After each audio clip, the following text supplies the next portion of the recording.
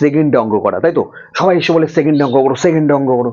এই অঙ্কটাও কিন্তু সেকেন্ডে অঙ্ক করা যাবে, খুবই সোজা, ঠিক আছে? তুমি যদি শুধু এই যে রুট দেখছো, রুট মানে কি স্কোয়ার, তোমাকে শুধু স্কোয়ার মনে রাখতে হবে। তুমি মুখোমুখি করতে পারো সেকেন্ডে, মানে 5 সেকেন্ডের মধ্যে অঙ্ক করে অ্যান্সার দিয়ে বেরিয়ে যাবে।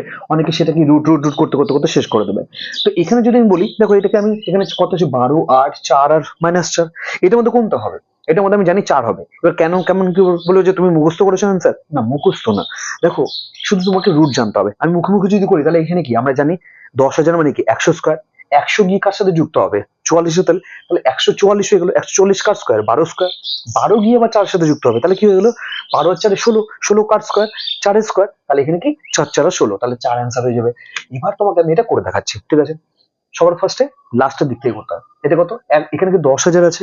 10,000 মানে কি? আমরা সবসময় জানি 10,000 মানে 100 কি স্কোয়ার, তাই তো? 100 স্কোয়ার মানে 10,000, তার জন্য রুট হয়ে গেল, ঠিক আছে?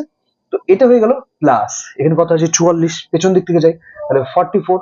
এই 44 যখন এটাকে আমরা যখন করব, ঠিক আছে, এখানে +4 থেকে গেল, ঠিক আছে, √4 থেকে গেল, ওকে।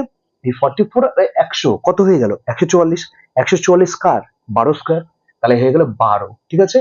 12, আর এটা কি 4 এর সাথে যোগ হয়ে যাবে, 4 যোগ 12। এখানে আমি রুট যদি করি, তাহলে 12 আর 4 কত হলো? 16, ঠিক আছে? 16 কি রুট থাকলো, এই 16টা কার স্কোয়ার? 16 হচ্ছে 4 স্কোয়ার। তাহলে বুঝতে পেরেছো, এটা সেকেন্ডে করতে পারবে, কিন্তু শুধু তোমাকে জানতে হবে, শুধু রুট স্কোয়ার মনে রাখতে হবে। 1 থেকে